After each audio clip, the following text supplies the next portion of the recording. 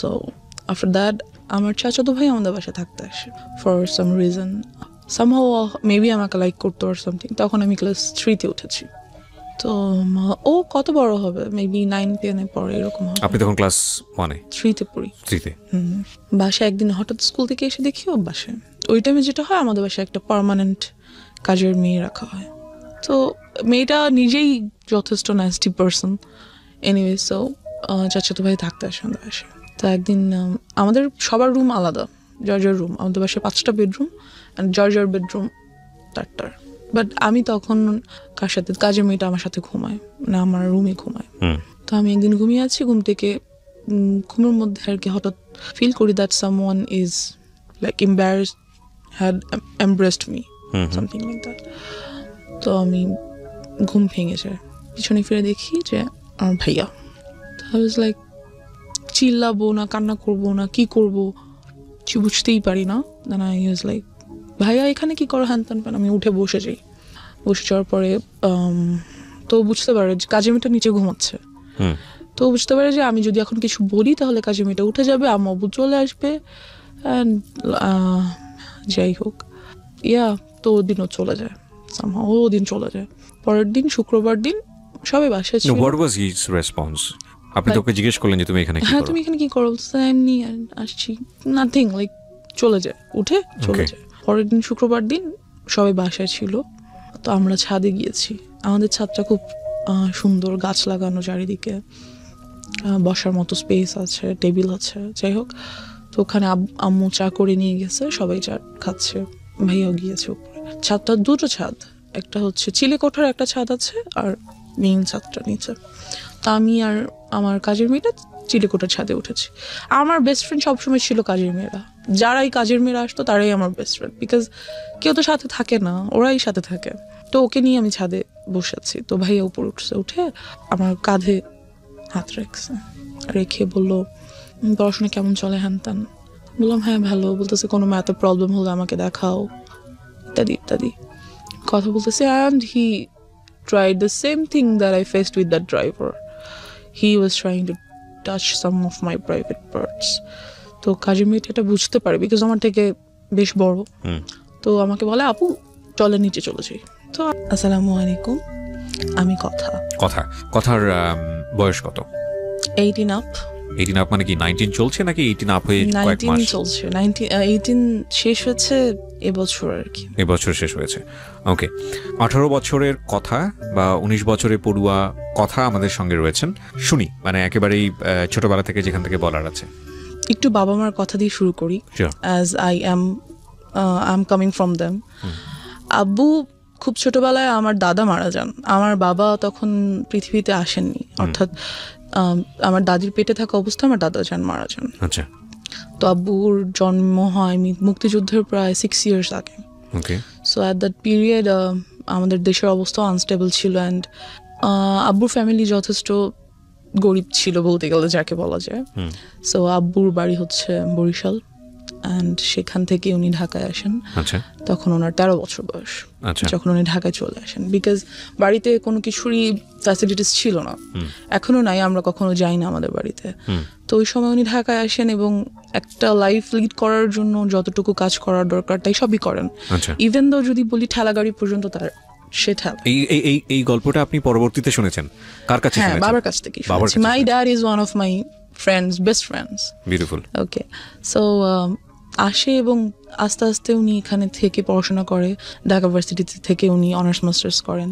After that Kamil, যাকে বলে মাদ্রাসা line, সেখান থেকে উনি পড়াশোনা করেন, ডাবল MA যাকে বলে।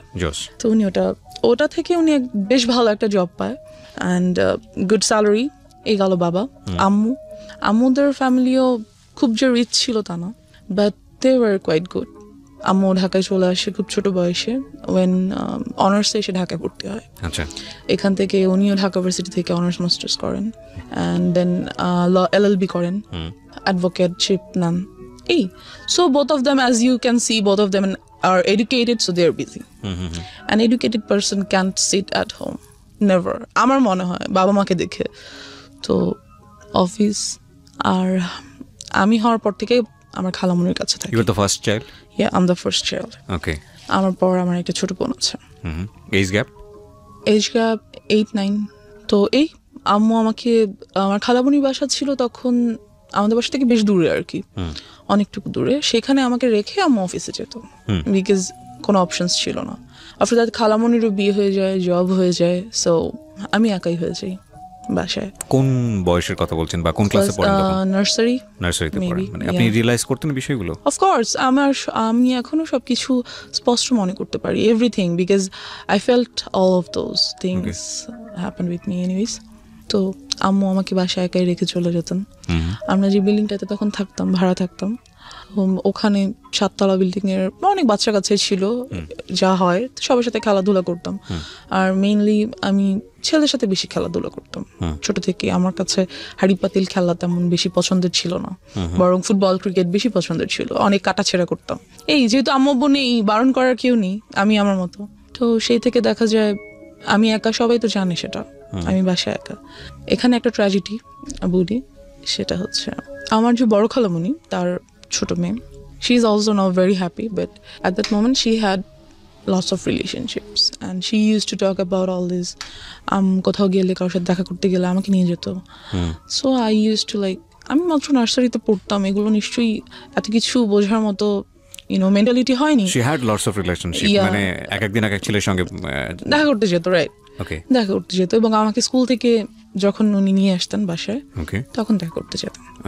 আর আমি দেখতাম কথা বলছে, দেখা করছে, কেন opposite attracts, which was like, এই থটটা আমি আস্তে আস্তে বুঝতে পারতে শুরু করলাম at the like age of 7 or 6 or 7। যেটা তো কখনই পসিবল না একটা বাচ্চার ক্ষেত্রে, বিকজ আমি ছিলাম ওখানটাতে। যাই হোক, কিছুদিন পর বড় খালামণিরা বাসা চেঞ্জ করে অন্য কোথাও বাসা নিয়ে নিল। এবার যেটা হলো, আমাদের বিল্ডিং এর নিচ তলায় একটা ভাড়া থাকতো একটা মেয়ে।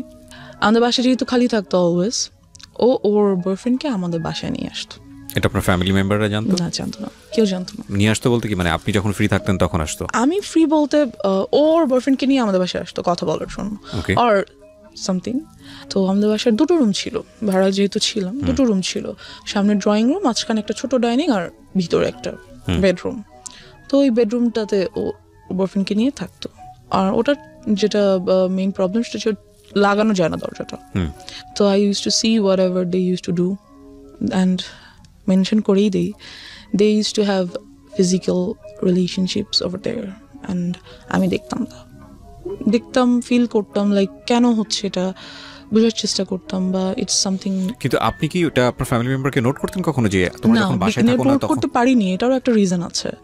তো ওয়ান ডে আমি ওর আম্মুকে বলি ব্যাপারটা, আপুর আম্মুকে, যে আন্টি, একটা ভাইয়াকে নিয়ে প্রায় আপু আমাদের বাসায় আসে। আন্টি আপুকে অবশ্যই বকা দেয়, অ্যান্ড আফটার দ্যাট ডে আপু আমাকে টর্চার করে, খুব মারে।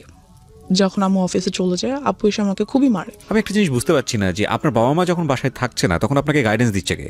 কেউ না, লাইক আমি একাই। স্কুল থেকে বুয়া নিয়ে বাসায় রেখে চলে যেত, খাবার রেডি করা থাকতো, আমি খেতাম, ঘুমিয়ে থাকতাম, হোমওয়ার্ক করতাম। সন্ধ্যায় তো আম্মু চলেই আসতো। আপনাকে স্কুল থেকে পিক অ্যান্ড ড্রপ করতো কে?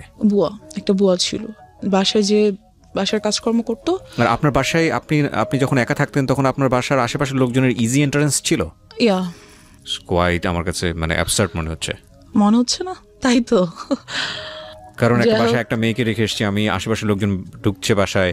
Yeah, that's one of the faults which my mom and dad did. তারা, এটা একটা ভুল যেটা আপনি কখনো এগুলো নোটিস করতেন না বাবা মাকে, যে আজকে অমুক এসেছিল বাসায় বা এমুক আসছে? করতাম, কিন্তু আপুর ব্যাপারটা করিনি তখনও। বলতাম, সবই বলতাম। আর আসলে আব্বু আম্মু এত বিজি ছিল, এতটা বেশি বিজি ছিল, বিকজ ইউনো যেখানে আম্মুর গাইডেন্সটা কম থাকে সেখানে আম্মুর সাথে বন্ধুত্ব হয় না। আর যখন বাচ্চাদের বাবা মার সাথে বন্ধুত্ব না হয় তখন তারা শেয়ার করতে পারে না কোনো কিছু। মাই হাম্বল রিকোয়েস্ট ইজ, আজকের এই স্টোরিটা সবাই আমাদের সোশ্যাল কন্টেক্সট এবং পারিবারিক অবস্থা থেকে চিন্তা করবেন, যে আমাদের একটা শিশুর বড় হওয়ার জন্যে আমরা যতটা না খেলার মাঠ নিয়ে চিন্তা করি, ঘরের ভেতরের পরিবেশ নিয়ে কি আমরা অতটা চিন্তা করি?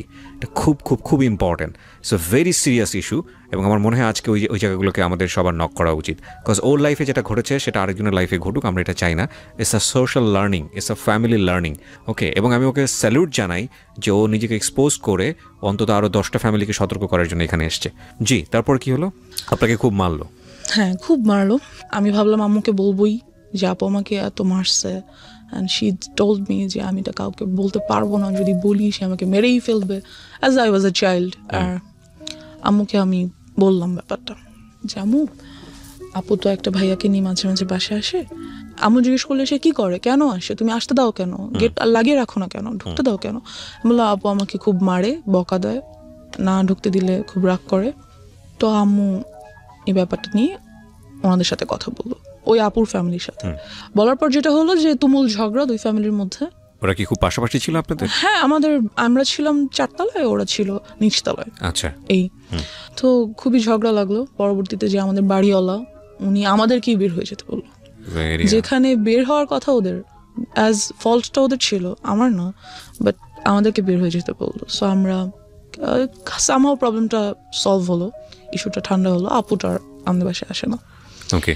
এবার যেটা হলো, আমার মেন্টালিটি লাইক ওই জায়গাটা থেকে অনেক আনস্টেবল হয়ে গেল, কি বলবো এটাকে, unbalanced. So I use to think like কেন হচ্ছে এই জিনিসগুলো, বা এগুলো কি, কেন, some kind of curiosity, like of course একটা কিউরিওসিটি গ্রো করলো। আপনি তখন নার্সারিতে পড়েন? তখন আমি 1-এ উঠেছি। ওকে। তখন আমি 1-এ উঠেছি, অ্যান্ড আমার কাছে ব্যাপারটা খুবই আনইউজুয়াল। পরে আমাকে অনেক কিছু বলে। একটা বাচ্চা কি বা বলতে পারে, 3-4 একটা বাচ্চা, যতটুকুই ওর কাছে মনে হয়েছে বা ও যা বুঝে সেখান থেকে বলছে আমাকে। Anyway, so and after that আমাদের 6 তলায় একটা ছেলে থাকতো। He proposed me when I was in class 1. Seems funny. Anyways, so আমাকে প্রপোজ করলো যে I want to be your boyfriend. So I was like, yeah, I got a chance. হ্যাঁ, সবার কাছে, আমার কেন নাই? আপুর আছে, ওই আপুর আছে, সেই আপুর আছে, হ্যাঁ আমার এরকম করা উচিত। তো I said okay. So he like কিছু না বুঝিয়ে ওকে করে দিলেন? হ্যাঁ, সবার আছে, সুতরাং আমার ইট ইজ আ ফ্যাশন। হ্যাঁ, আমিও যাবো, ওকে ফাইন, গুড, কি হবে I don't know, like boyfriend, good, ওর সাথে ঘুরবো ফিরবো, কথা বলবো, এই তো। সো একই স্কুলে ছিলাম আমরা, নিয়ে আসতো। আমি ক্লাস 1-এ ছিলাম, সিরিয়াসলি। আমি এখন বলতে গেলেও embarrassed ফিল হয়, like how did I do that? No, there is a reason, of course, there is a definitely reason. But আমারও হয়তো বা বোঝা উচিত ছিল নিজেকে, হয়তো লাইক টেক কেয়ার করা উচিত ছিল, বিকজ আপনি একটা চাইল্ড সে সময়, রাইট? বোঝা উচিত ছিল আপনার প্যারেন্টের। যাই হোক, আমরা সেই ডিসকাশনে পরে যাব। বাট তারা আসলে কিভাবেই বা বুঝবে, আমিও তো তাদেরকে ঠিক ওভাবে বলতে পারি নাই। It's a situation actually. Okay, so then he was my first boyfriend. Okay. Then somehow ওরা বাসা চেঞ্জ করে ফেলে। বয়ফ্রেন্ড এই আর কি, ও তো একটা বাচ্চা, ওই বা বয়ফ্রেন্ড গার্লফ্রেন্ডের কি বুঝে। যাই হোক, তো somehow ওরা বাসা চেঞ্জ করে ফেলার পরে I used to like a boy. I used to like him very much because he looked very cute. So বাচ্চা ছিলাম দুজনেই, ও আমার ক্লাসমেট ছিল, তখন আমি 2-তে উঠেছি। এনিওয়েজ, তো এই তারপর আমরা ওখান থেকে বাসা চেঞ্জ করে ফেলি। বাসা চেঞ্জ করে আমার যে বর্তমান বাসা, মানে আমাদের নিজেদের বাড়ি করে ফেলি আর কি, সেখানে চলে আসি। আসবার পর আমরা এখান থেকেই শুরু হয় আমার লাইফের মোস্ট ট্র্যাজিক পার্ট, বিকজ আমাদের যে এলাকাটা মেনশন করছি না, বাট কি বলবো, এলাকা বলা যায় না আসলে। Can any people like live there? I feel, because ওই সময়টাতে ওটা মানুষের বসবাস উপযুক্ত তো ছিল না। Fine, I want to listen your story, what happened there. হ্যাঁ, আমরা একটা মৃত্যুর জন্য যেটা একটা অনুষ্ঠান হয়, কাইন্ড অফ কুলখানি বা কোনো কিছু, কুলখানি, আই ডোন্ট নো, অনেকজনকে ডেকে খাওয়া দাওয়া করায়, সামথিং লাইক দ্যাট। অনেক ছোট ছিলাম, মনে নেই, 2-তে আমি তখন উঠেছি মাত্র। যাই হোক, তো সেখানে আমরা যাওয়ার পর যেটা হয়, আমরা আমার কাইন্ড অফ নানা, মানে আমার আম্মুর খালু যান হয়, ওনাদের গাড়িতে করে সেখানে যাই। তো ওই গাড়ির ড্রাইভার, সো আমি একটু ছোট বাচ্চাই ছিলাম, এই যে, তো সে আমাকে খুব কোলে টোলে করে নিয়ে আদর করে, এখানে ওখানে ঘুরাতে নিয়ে যায়। And then I noticed something, যেহেতু আমি অনেক কিছুই বুঝি এই ব্যাপারগুলোতে, লাইক ফিজিক্যালি কিভাবে you have to save your self, আমি অনেকটাই বুঝি এই ব্যাপারগুলো। তো he tries to touch my private parts, and আমি বুঝতে পারি ব্যাপারগুলো, ফিল করি। সো আমি ওনার কাছে আর যেতে চাই না। কে ছিল উনি? Driver, as I said. আপনাদের ড্রাইভার? নো, যাদের গাড়িতে করে আমরা গেছি, আমার নানা ভাইয়ের driver. Okay. So he tries to like kind of, এটা first embarrassment of your life. এবং এই ঘটনা ঘটার পরে আপনি কি করলেন? তা আমি যেতে চাই না ওনার কাছে, যে না, আমি মানে ওখানেই আমরা আছি তখনও, কিন্তু আমি আম্মুর কাছে চলে যাই যে আমি যাবো না ওনার কাছে। কিন্তু আমি কেন যেন আম্মুকে বলতে পারি না, লাইক আমার সাথে এটা হচ্ছে, আমার এটা ফ্রি ভাবে আম্মুকে বলা উচিত, কেন যেন আমার আম্মু আব্বুর প্রতিও ওই ভরসাটা আসে না যে না আমি বলতে পারি। I don't no Y, but আমি বলতে পারি না।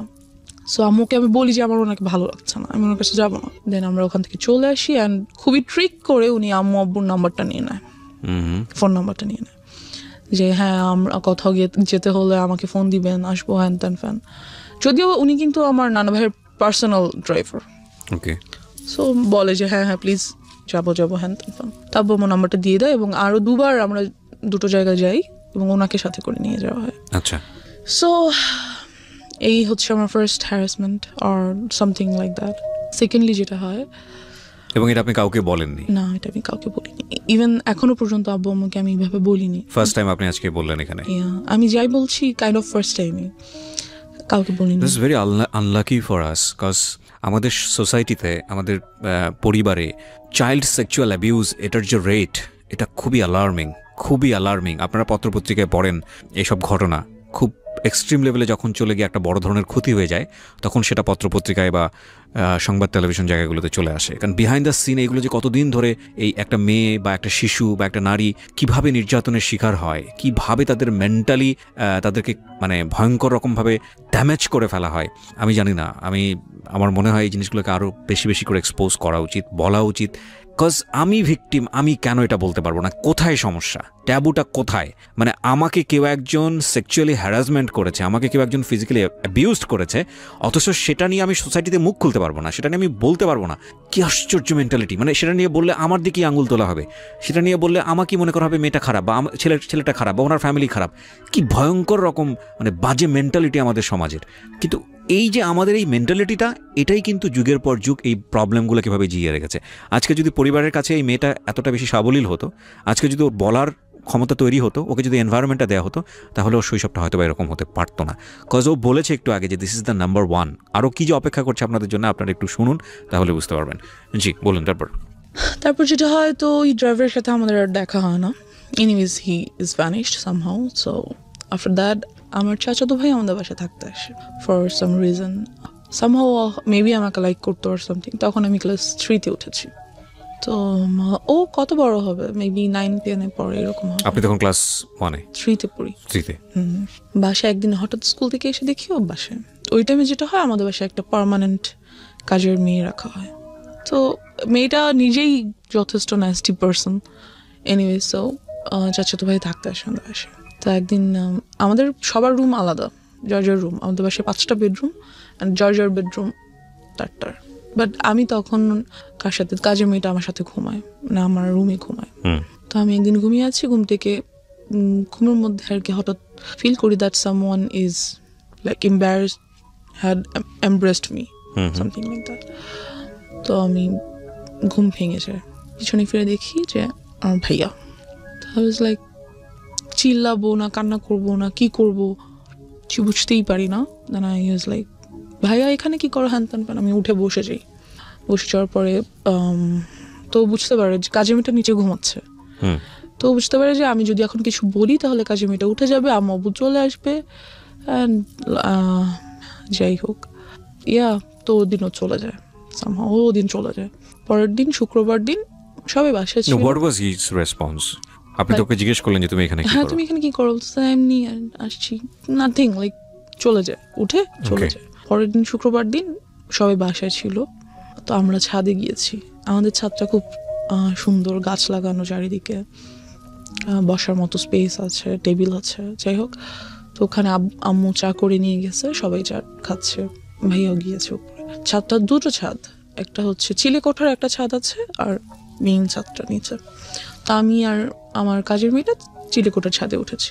আমার বেস্ট ফ্রেন্ড সবসময় ছিল কাজের মেয়েরা। যারাই কাজের মেয়েরা আসতো তারাই আমার বেস্ট ফ্রেন্ড, বিকজ কেউ তো সাথে থাকে না, ওরাই সাথে থাকে।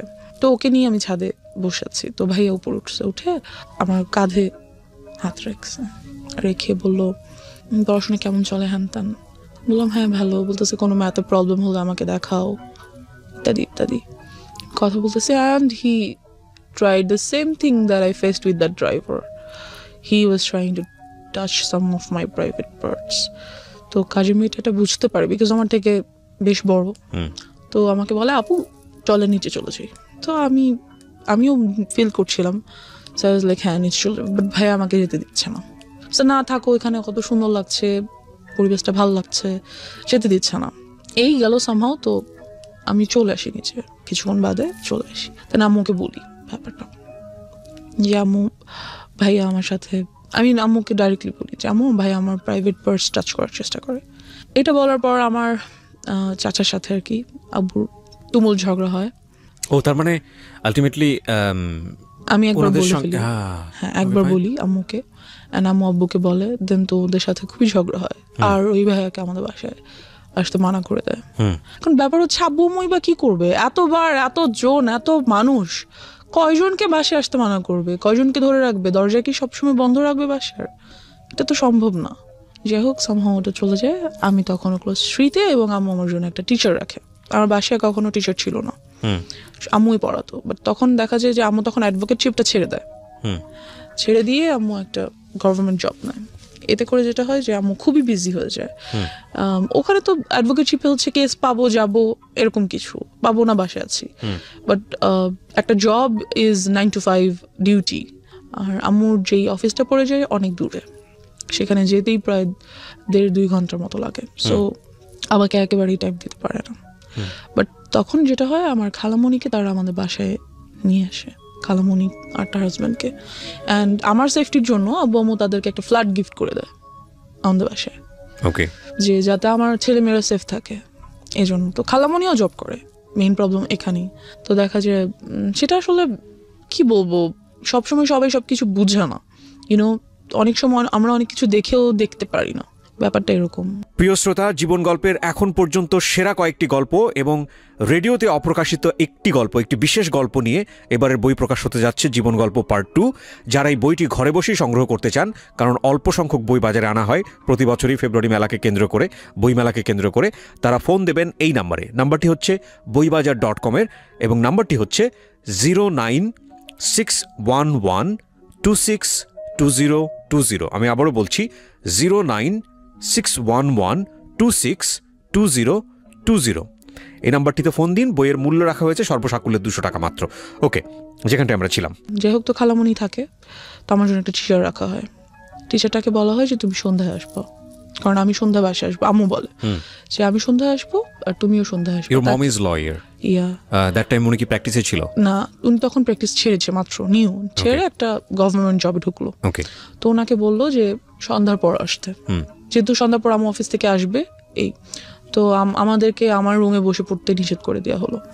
যেটা করা হলো যে ড্রয়িং রুমে বসে পড়বে, যাতে আমি দেখতে পারি তোমাদেরকে। যাই হোক, তো আম্মু ড্রয়িং রুমে বরাবরই ডাইনিং রুমে বসে আম্মু অফিসের কাজ করতো ল্যাপটপে, আর আমি স্যারের কাছে পড়তাম। তা অনেক সময় দেখা যায় সব সময় কি আর সন্ধ্যার পর আম্মু চলে আসতে পারে, রাস্তায় জ্যাম থাকে, অফিসে কাজ থাকে, অনেক কিছুই। সো ইয়া, এরকমই মাঝে মাঝে হতো। অ্যান্ড আমার স্যারকে খুব ভালো লাগতো, কারণ স্যার আমাকে খুব আদর করতো, খুব সুন্দর করে বুঝাতো একটা টিচারকে যেভাবে ভালো লাগা উচিত। That's it. তো স্যার যেটা করে যে আমাকে অলওয়েজ স্কুলে নিয়ে পড়ায়। ওয়াই? স্যার বলতে কি, হোম টিউটর আমরা কেমন রাখি একটা বাচ্চার জন্য, অনার্সে পড়ুয়া কোনো ছেলে বা মেয়ে এরকম। তো সে আমাকে অলওয়েজ স্কুলে নিয়ে বসিয়ে পড়াতো।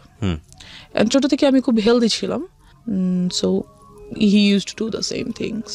তো ফার্স্ট ডেতে তো আপনার বুঝে যাওয়া উচিত ছিল যে এটা তো আসলে ফার্স্ট ডেতে তো উনি এরকম করেনি। ওকে, আফটার 6 or 7 months আমাকে পড়াতে একটা টাইমে এসে এরকম, দেন যেটা হলো যে উনি বুঝতে পারলো যে আমি এটা পছন্দ করছি না, এবং এই ব্যাপারটার পর আমি ওনার কাছে যে আর পড়ি না, ওকে, ওনার কাছে যেতে চাচ্ছি না। তো উনি করলো কি, নানান কথা আমাকে বলে, like love and relationship and কোন ক্লাসে তখন আপনি? ক্লাস 3-তে। ক্লাস 3-তে only, and I just can't understand একটা টিচার অনার্সে পড়ে সে কিভাবে ভাবে যে আমি একটা ক্লাস 3 এর বাচ্চাকে রিলেশনশিপ এর ব্যাপারে বলি।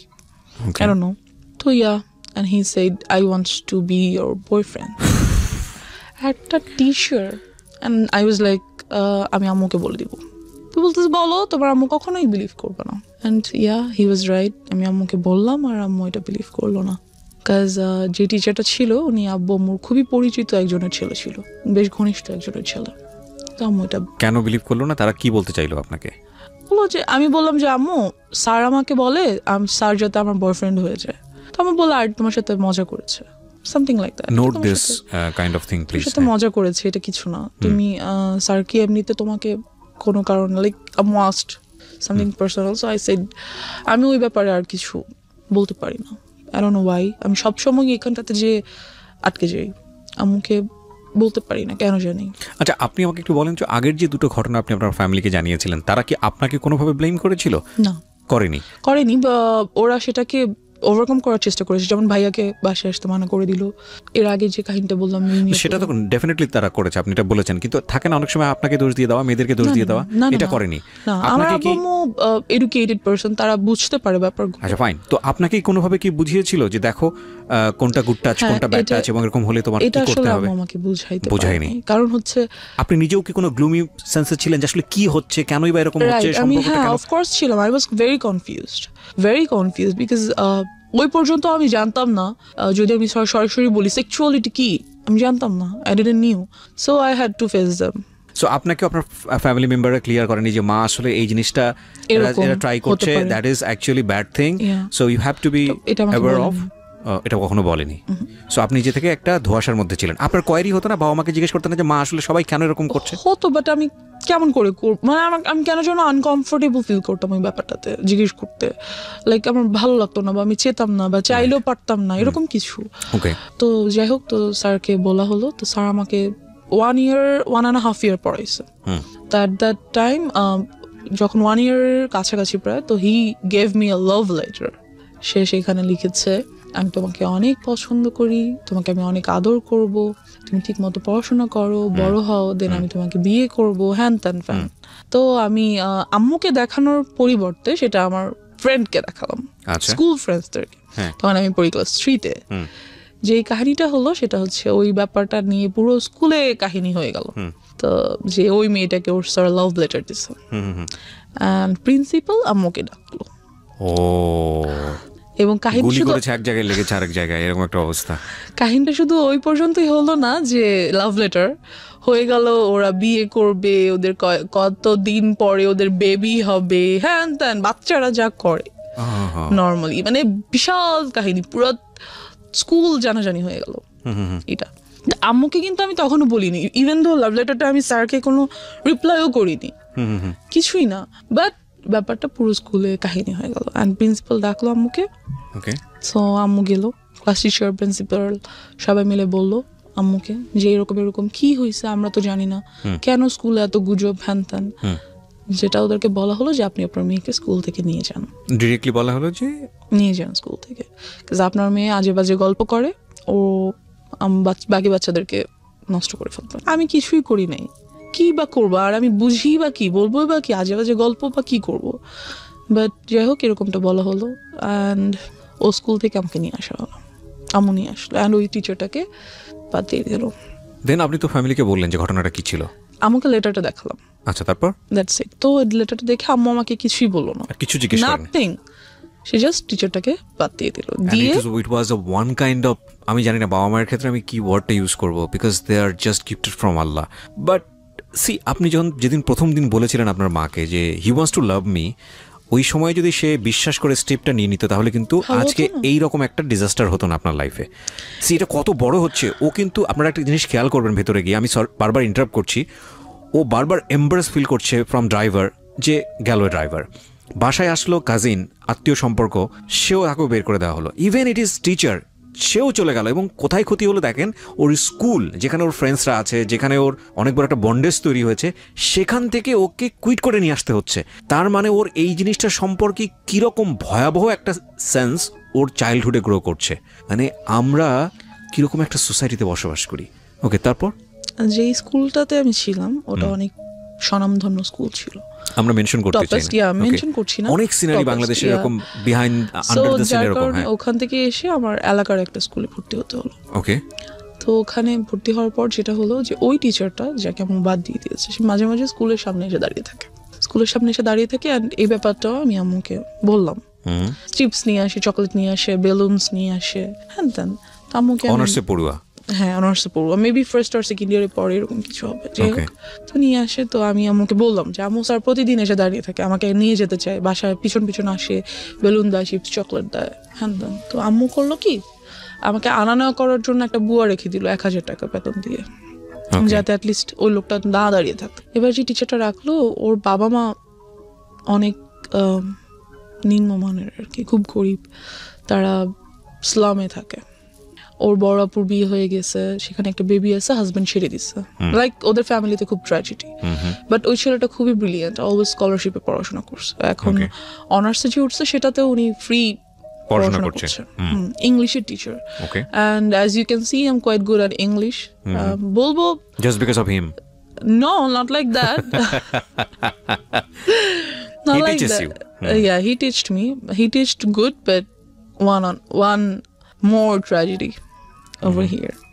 যাই হোক, তো উনি এরকম কিছুই ছিলেন না, বরং খুবই রাগী, বদমেজাজি অ্যান্ড টর্চারেবল টিচার ছিলেন। পড়া না করে রাখলে মারতেন, এবং প্রচুর মারতেন। কোন ক্লাসে তখন আপনি? আমি তখন ক্লাস 4-এ পড়ছি, প্রায় শেষের দিকে। ওকে।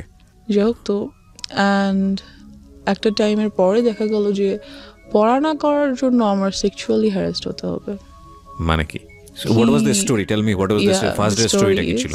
যেটা হলো যে আম্মু ওনাকে রাখলো, অ্যান্ড এই টিচারটাকে আর আম্মু রাতে আসতে বললো না, কারণ আম্মু ওনাকে অনেক বিলিভ করতো, অ্যাজ ওর বাবা মা আমাদের কাছ থেকে অনেক ফেভার নিত, অনেক ফেভার নিত। সো আম্মু অ্যাটলিস্ট ভাবছে যে ওর বাবা মাকে আমরা এত ফেভার করি, সেটা আমাদের প্রতি লয়াল থাকবে। বাট এরকম কিছুই হলো না। যাই হোক, তো উনি বাসায় আসতেন অ্যান্ড আমাকে বকা দিতেন। বাসায় কেউ ছিল না, আমার ছোট বোনটা ডে শিফটে পড়ার কারণে সকালে 10টায় বের হতো, আস্তে আস্তে সন্ধ্যা 6টা-7টা বেজে যেত। কোচিং টোচিং করে একবার বাসায় আসতো। তো দেখা গেছে যে আমি বাসায় একা। সো আমার বোনটা বুঝতে পারতো that he is trying to do something with me, and সে সেটা আম্মুকে বলতো। আই ডোন্ট নো কেন আম্মু কেয়ার করে নাই, না কেন আম্মু এটা বুঝতে পারে নাই, আমি জানি না। এনিওয়েজ, সো সে আমাকে পড়া না করার জন্য আমার প্রাইভেট পার্টে মারতো। কিভাবে এক্সপ্লেইন করবো, আই ডোন্ট নো। না, you don't need to. So he used to do all the things which I didn't like at all. What is this? Dude, what are you doing? একটা teacher এরকম করতে পারে না। So সে আমাকে 1 বছর পড়ালো। আমার result অনেক ভালো হলো, বাট আরেক সাইড দিয়ে রেজাল্ট হয়তো অনেক খারাপ হয়ে গেল। আমার mentality or my thoughts were hurt. Then ব্যাপারটা আমি আম্মুকে বললাম না, কিন্তু খালামণিকে বললাম। মানে আর কত বলা যায়? দেন আমি খালামণিকে সব বললাম, এবং খালামণির কাছে খুব কান্নাকাটি করলাম। তো খালামণি বুঝতে পারলো ব্যাপারটা। অ্যান্ড মেনশন করে দিই, খালামণি একজন psychologist. Oh, very good. Psychologist or psychiatrist? Yeah, whatever. I don't know. সে কি ট্রিটমেন্ট করে? না, ছেড়ে দিয়েছি, এটাও নিয়ে ছেড়ে দিয়েছি। সাইকিয়াট্রিস্ট, হ্যাঁ।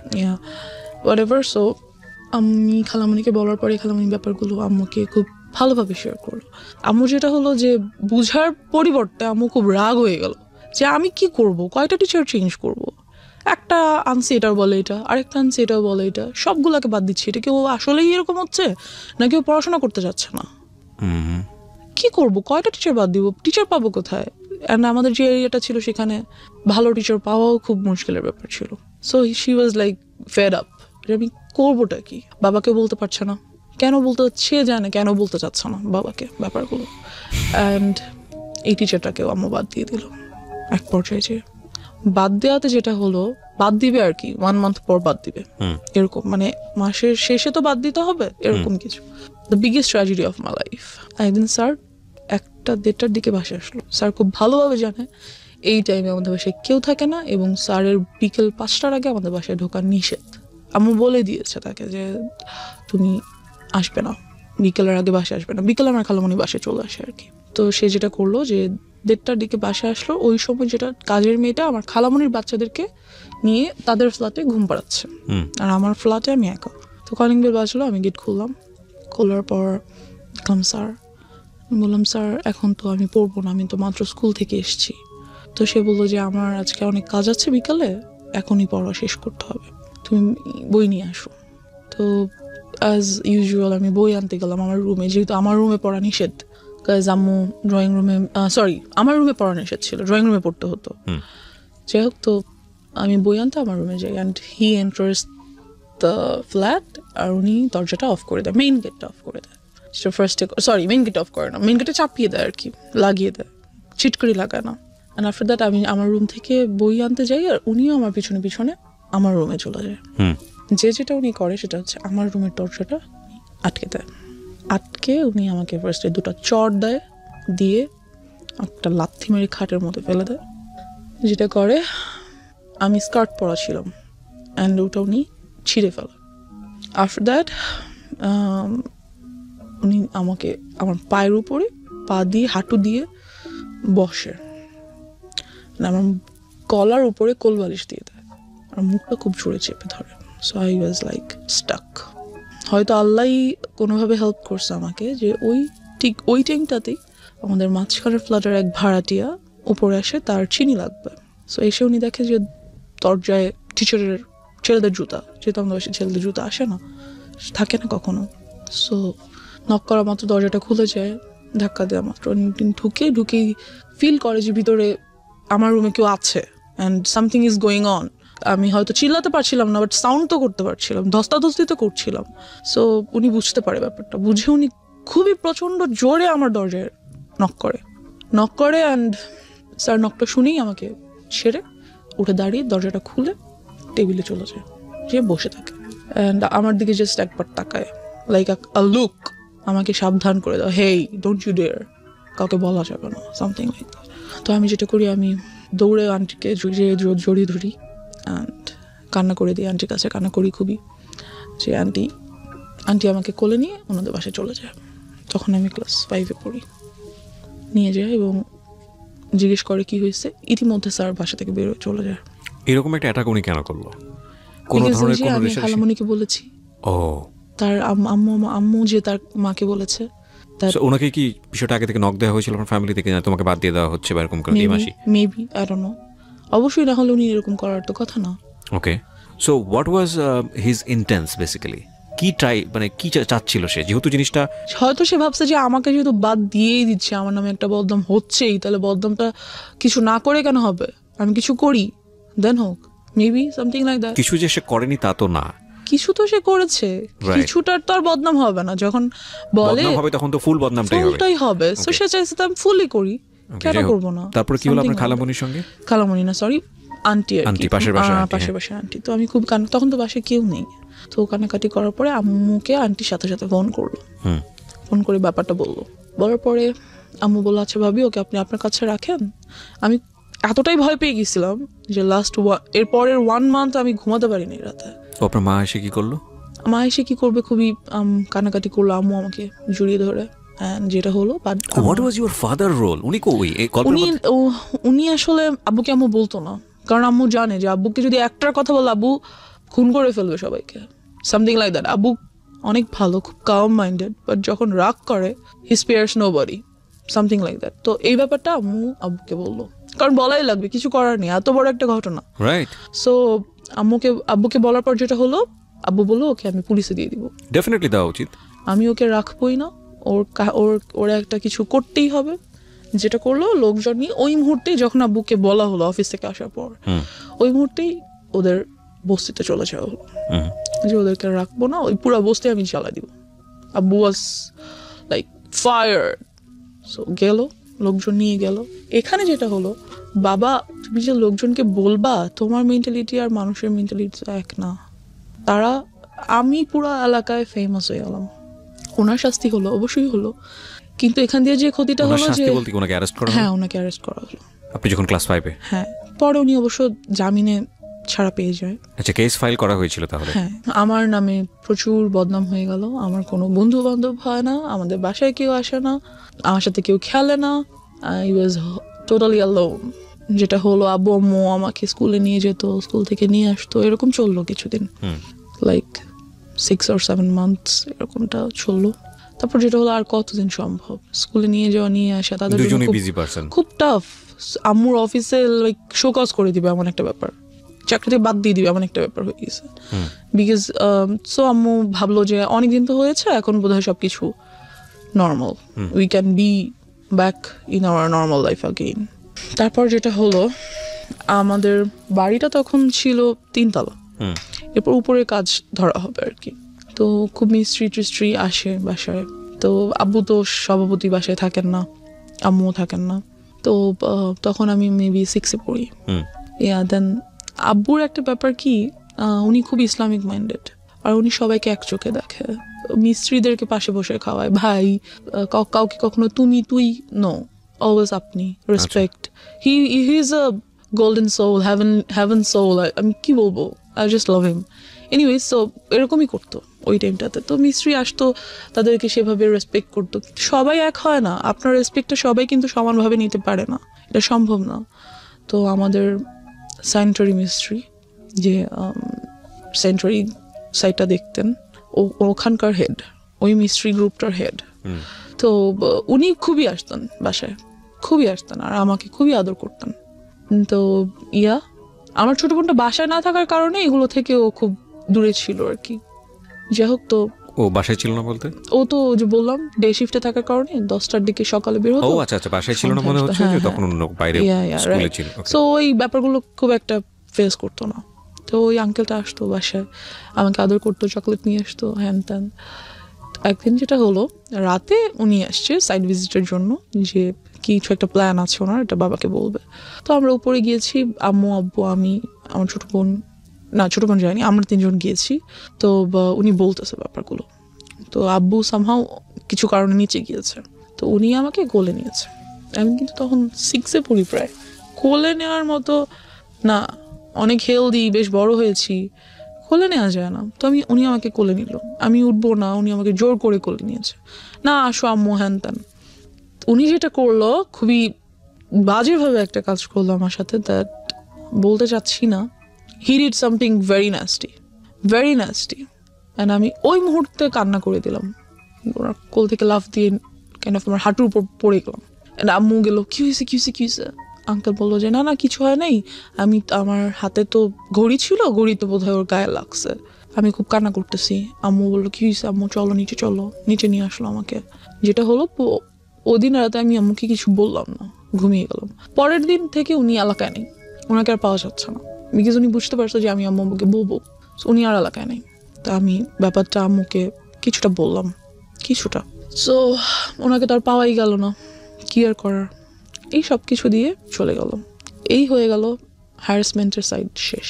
এবার আমার নিজের ফল্টের সাইডগুলো চলে আসছে। তো আমি 7-এ পড়ি, আর এলাকার স্কুলে পড়ি, অ্যান্ড আমি খুব happy at that time. So and আমার বিরুদ্ধে যে রিউমার্সগুলো ছড়াইছিল, ওগুলোও কাইন্ড অফ ভ্যানিশড। সবাই জানতো যে আমি খুব বাজে, খুব ফাজিল। আর যেহেতু আব্বু নাই, বারণ করার কেউ নাই, ছেলেদের সাথে যে ক্রিকেট খেলতেছি, ওদের সাথে যে ফুটবল খেলতেছি, ছাদে বৃষ্টি হলে ভিজতেছি, নাচতেছি, তো এটা ছিল কাইন্ড অফ লাইক, এই ধরনের মেয়েরা খুব বাজে হয়, এদের কাছে মেয়েদের সাথে এরা মিশতে পারে না, ভালো মেয়েদের সাথে এরা মেশে না। সো আমার মেয়ে বন্ধু কোনোদিনও হয়নি, কাজ যার সাথে না ওর সাথে চলা যাবে না, ও খারাপ, এমন একটা ইমেজ তৈরি হয়ে গেল আমার। সো আমার সব ছেলে বন্ধু, ওদের সাথে ওরা যা খেলে আমার তাই খেলতে হয়, সারাদিন তো বাসে বসে থাকা সম্ভব না। তো এই খেলাধুলা যাই হোক, এক পর্যায়ে যেটা হলো, আমাদের এক সিনিয়র ভাইয়া, উনি আমাদের সাথে ক্রিকেট খেলতো। তো উনি যেটা করলো, উনি বললো যে তোমাকে আমার খুব পছন্দ হয়েছে, I want to be in a relationship with you. Then I was like, কিছু বললাম না, ভাবলাম কি করবো, হ্যান ত্যান। তো আমার বেস্ট ফ্রেন্ড ওকে বললাম, তো খুব হাসাহাসি করলো, যে সিনিয়র ভাইয়ের সাথে রিলেশন করবি, তাতে তুই আমাদের আপু হয়ে যাবি না, এরকম কিছু না। তো আমি খুব, ওর কথাটাতে আমি খুব মজা পেলাম, ওয়াও, আমি তোদের আপু হয়ে যাবো, great, then I must do that. So আমি ওনার প্রপোজালটা অ্যাকসেপ্ট করে ফেললাম। যেটা হলো যে একদিন উনি ছাদে আসলো আমাদের দরজার মেইন গেট নর্মালি বন্ধ থাকে, বাট সামহাও ওদিন আই ডোন্ট নো কীভাবে আসছে, ছাদে আসলো, এসে আমাকে আমাদের বাসার নাম্বার, আমার তখন ফোন নেই, বাসার নাম্বারে কল করবো, যেটা বাসা অলওয়েজ আম্মু রেখে যায় ফর সেফটি। কল দিল, দিয়ে বললো যে আমি ছাদে এসছি, তুমি ছাদে আসো। তো আমি ছাদে গেলাম, যাওয়ার পর he tried to kiss me, and এই ব্যাপারটা আমার কাছে অনেক নাস্টি ছিল, because I don't like it. Because আমি ছোটো থেকে ফিজিক্যালি অ্যাটাচড হওয়ার ব্যাপারগুলো আমার কাছে এতটাই ভয়ানক যে আমি এগুলো নিতে পারি না। অ্যাকচুয়ালি ও যখন শুরু করে তখনও বলছিল যে এবার শুরু হচ্ছে আমার ফল্ট। আমি মনে মনে ভাবছিলাম যে নো, এতক্ষণ ধরে যেই কজটা ছিল সেটার ইফেক্টটা শুরু হচ্ছে। So that is the thing, যে ওর পার্সোনাল লাইফে কত বড় ক্ষতি হয়ে গেছে, যে ও ওই পার্টটাকে মনে করছে জীবনের সবচেয়ে বিভীষিকাময় পার্ট। এবং আমরা আজকে এই বিষয়টাকে খুব ওপেনলি এখানে ডিসক্লোজ করছি দুটো কারণে। এক, বাবা মা যারা আছেন, ফ্যামিলিতে যারা অভিভাবক আছেন, তাদের প্রতি আমাদের একটা বিশেষ মেসেজ হচ্ছে যে আপনি যাই করেন না কেন জীবনে, যত পয়সা আর্ন করেন, যত বেশি বিজি থাকেন, হোয়াট ফর, কেন করেন? বিকজ আপনার সন্তানরা তো এসে ওই লিগেসিটা ধরবে, বিকজ আপনার সন্তানদের জন্যই তো সেই সন্তানকেই যদি আমি প্রপারলি বড় করতে না পারি, বা তার যদি একটা কমফোর্ট এনভায়রনমেন্ট আমি এনশিওর করতে না পারি, তাহলে এই পরিশ্রম, এই পয়সা কিসের জন্য? প্রথম কথা হচ্ছে এটা। সো এটার প্রায়োরিটি অবশ্যই জরুরি, 1। 2 নম্বর হচ্ছে যে যারা আজকে অ্যাডাল্ট না বয়সের দিক থেকে, এবং অনেকেই হয়তো বা শুনবে রেডিওতে, তাদেরকে বলবো স্পিক আউট, বলো। কারণ এটা একটা মেয়ের ঘটনা না বাংলাদেশে, এটা একটা শিশুর ঘটনা না বাংলাদেশে, এরকম অসংখ্য মেয়ে, অসংখ্য শিশু, অসংখ্য নারীর ঘটনা এগুলো। হ্যাঁ, কারণ কেউ স্পিক আউট করে না, আমাদের সোসাইটিতে এগুলোকে ট্যাবু মনে করা হয়। আমি বলতে চাই আজকের অনুষ্ঠান দিয়ে দ্ব্যর্থহীন কণ্ঠে যে তোমরা বলো, তোমাদেরকে স্পিক আউট করতে হবে। কিছুদিন আগে আমি দেখলাম সোশ্যাল মিডিয়াতে মিটু আন্দোলন হলো। মিটু আন্দোলন এটা অন্য একটা জিনিস, আমি যদিও এটাকে আমি মনে করি যে ইয়াস, এভাবে বলতে হবে, ডেসপার্টলি আসতে হবে। এবং সেই জায়গাটা থেকে আমি মনে করি যে পুরো দুনিয়াকে না জানালেও অন্তত ফ্যামিলিকে জানাও, ফ্যামিলি মেম্বারদেরকে খুব ডেসপারেটলি বলো। ও তো বলেছে, কিছু কিছু ক্ষেত্রে বলেছে, তারপরেও ওকে এতটা হ্যাসল ফেস করতে হয়েছে। কিন্তু আমি জানি এরকম অসংখ্য শিশু আছে, অসংখ্য কিশোর কিশোরী আছে যারা কখনো স্পিক আউট করে না, সারাটা জীবন ধরে তাদের মধ্যে এটা ট্রমা হয়ে যায় এবং তারা সারাটা জীবন ধরে এটা বয়ে বেড়ায়। তো সেই জায়গাটা থেকে আমি রিকোয়েস্ট করবো সবাইকে, প্লিজ স্পিক আউট। ওকে, হ্যাঁ বলো তারপর। তো যেটা হলো যে আমার ওটা ভালো লাগলো না ব্যাপারটা, ওর বিহেভিয়ারটা। সো আমি টোটালি বললাম যে I am not liking your behaviour, so I am not going to be in a relationship with you anymore. So I broke up with him. Okay, just because of this reason? Yeah, because I don't like it. আমার কাছে relationship মানে কি, সম্পর্ক তো সবার সাথেই হয়। বাবা মা আমার একটা সম্পর্ক, বন্ধু বান্ধব আমার একটা সম্পর্ক, এটাও তেমন একটা সম্পর্ক। So I just don't like it. After that যেটা হলো, ব্রেকআপ তো হইলো, বাট ও তো এলাকার বড় ভাই, so it's not good for me. ব্রেকআপটা হয়তো আমার জন্য ভালো না।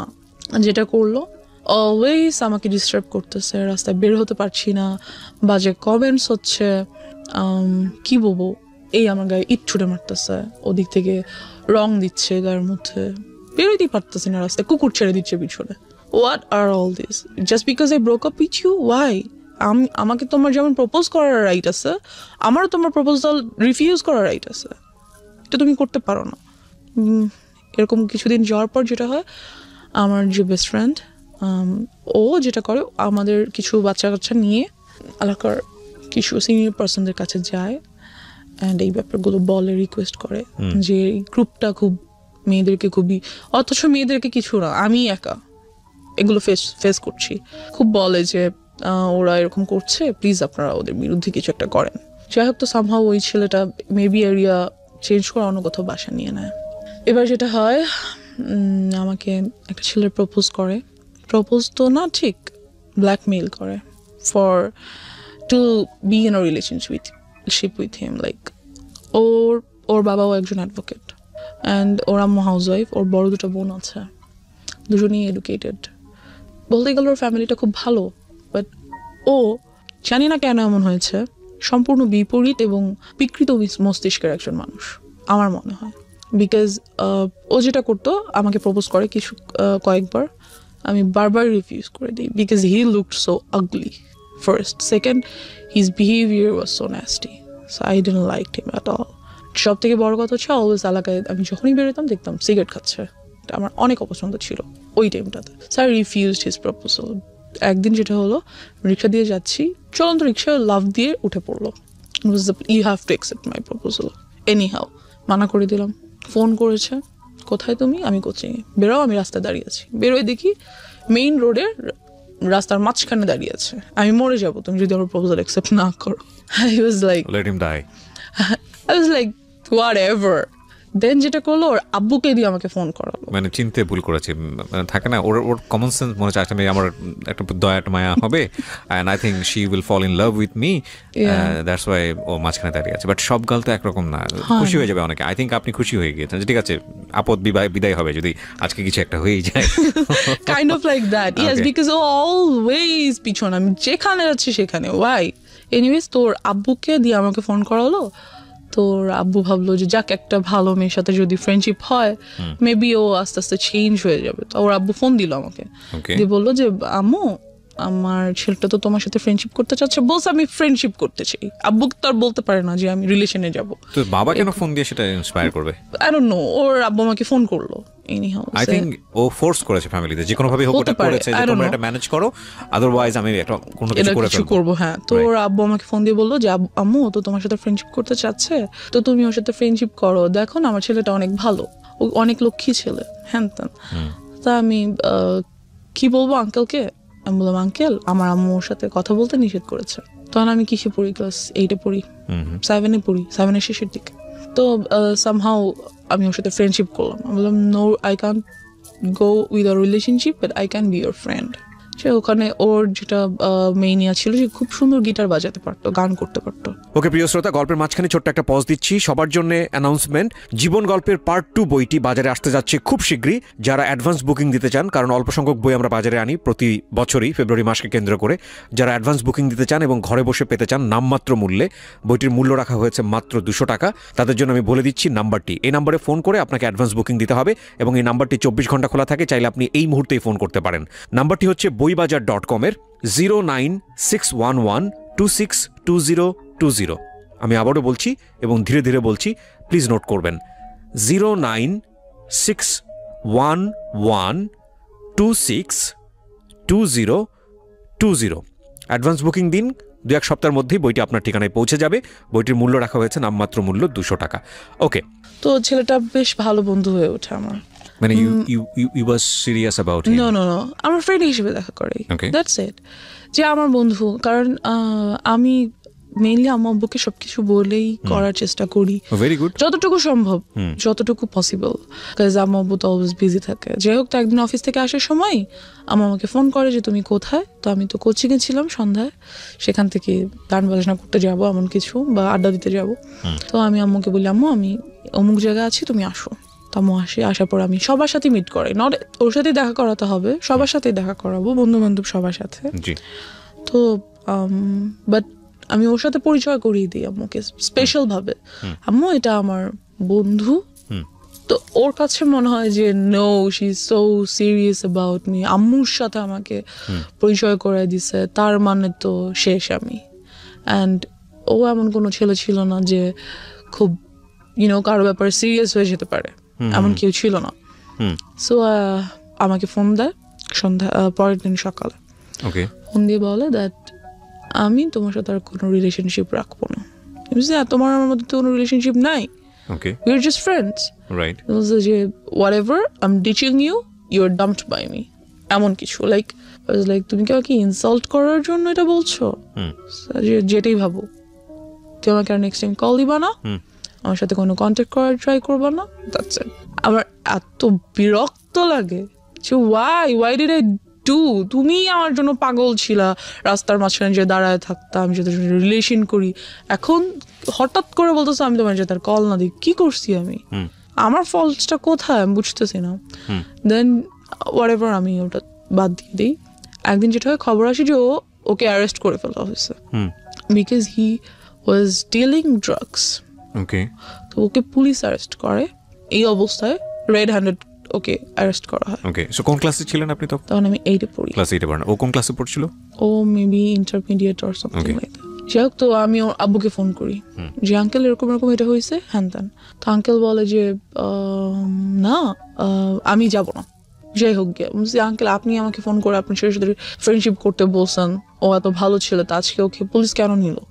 নিচ্ছে যখন আমি আপনাকে জানাচ্ছি, আপনি যেতে চাচ্ছেন না, এখন আমাকে কি করতে বলেন? আমি কি করবো? তোমার কিছু করতে। বাট ওর বন্ধুরা আমাকে বারবার ফোন করছে যাতে আমি 10,000 টাকা নিয়ে যাই। বুঝতে হবে আমি ক্লাস 8-এ পড়ি, আমার কাছে 10,000 টাকা কোত্থেকে আসবে? It's not possible for me.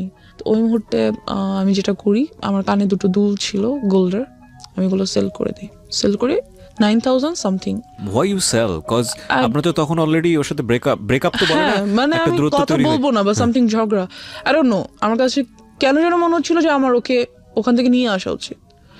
আমার মনে হচ্ছিল যে মেবি এটা আমার করা উচিত কোনো কারণে, এটা আমি ফিল করছিলাম। যাই হোক, তো আমি সেল করি, এটা বাকি ওই টাকাটাই আমি ওর বন্ধুদেরকে দিয়ে দিই। তো ওকে নিয়ে আসে। দেন যেটা হয় যে ওর কাছে অনেকগুলো ড্রাগস প্রোডাক্টস ছিল, লাইক কিছু ট্যাবলেটস ছিল, pink, green, yellow, those are kind of ইয়াবা। আর কিছু আর বটল ছিল, ইনজেকশন মেডিসিনের যে বটলগুলো। পুলিশ পেয়েছে ওর কাছ থেকে? হ্যাঁ। নাকি ও আপনি পরবর্তী? না, ওগুলো আমাকে, ওগুলোর বাসায় ছিল। আচ্ছা। ওকে তো জামিন দিয়ে নিয়ে আসা হয়, বাসায় নিয়ে এসে। আপনি টাকা নিয়ে কোথায় যান? টাকা নিয়ে আমি কোথাও যাই না, ওর বন্ধুরা আমার বাসার সামনে থেকে এসে টাকাগুলো নিয়ে যায়। ওকে। আর ওকে নিয়ে আসে। আচ্ছা, এটা পরবর্তী কাহিনী। মানে আপনি নিশ্চিত ছিলেন না যে আসলে ওদেরকে পুলিশ ধরেছে কিনা? হ্যাঁ, আমি জানতো, আমি প্রত্যক্ষ দেখিনি। Okay, see this is another thing. মানে এমনও তো হতে পারে যে ওরা আপনার কাছ থেকে টাকা নেওয়ার জন্য সিস্টেম করেছে বলেছে। হ্যাঁ, হতে পারে, জানি না কেন যেন আমার মনে হচ্ছিল যে আমার ওকে হেল্প করা উচিত। দ্যাটস হোয়াই আমি কাজটা করেছি। How did you sell your কানের দুল? কিভাবে সেল করলেন? আমার যে বেস্ট ফ্রেন্ডটা ছিল বললাম, ওকে বলেছি যে এটা আমাকে সামহাউ, এটা আমার আজকে রাতের মধ্যে আমাকে সেল করে দিতেই হবে। ও আপনাকে সেল করে দিয়ে দিয়েছে? আমাকে সেল করে দিল। আমি জানি না ও কিভাবে কার কাছে সেল করছে। মানে ও কখনো জিজ্ঞেস করেনি যে তুমি এটা কিছু জন্য সেল করছো? হ্যাঁ, জিজ্ঞেস করেছে। আমি বলছি যে don't ask anything, just I need to sell it, দাও। তো যেটা হয়, ওই ড্রাগস প্রোডাক্টস গুলো ওর বাসায় যেগুলো ছিল সেগুলো ওর একটা বন্ধু আমাকে এনে দেয়, যে ব্যাগ দেয় আর কি। পরে আমি খুলে দেখি এগুলো আছে। কিসের জন্য আপনাকে দেয়? আমাকে আমার কাছে রাখার জন্য দেয়, এবং বলে যে প্লিজ এগুলো তোমার কাছে কয়েকদিন রাখো, এই ব্যাগটা আমরা কিছুদিন পরে এসে নিয়ে যাবো। ও তখন কোথায়? ও তখন যেদিন আমি যখন টাকা দিচ্ছি তখন ওটা আমাকে দেয়। আচ্ছা, ব্যাগটা আমাকে দেয় রাখার জন্য, যে যদি পুলিশ ওদের বাসায় সার্চ করে তাহলে এগুলো পাবে, আর যদি ওদের বাসায় পায় তাহলে ওর বাবা মাকেও অ্যারেস্ট করা হবে। ওকে। ওর কাছে অল্প কিছু জিনিস পাওয়া গেছে, জন্য ওকে জামিন করা সম্ভব। বাট যদি এগুলো পায় তাহলে অনেক প্রবলেম হবে। সেটা হয় আমাকে দিয়ে যায়। তো ওর রাতে ওখান থেকে আমি কিছু জিনিস আমি রেখে দিই। কি মেন্টালিটিতে এটা করেছি, কেন ভালো লাগলো, আই ডোন্ট নো। কেন রাখলাম? যেগুলো ড্রাগ না, আমি জানতাম না ওগুলো কি, বাট আমি রেখেছি।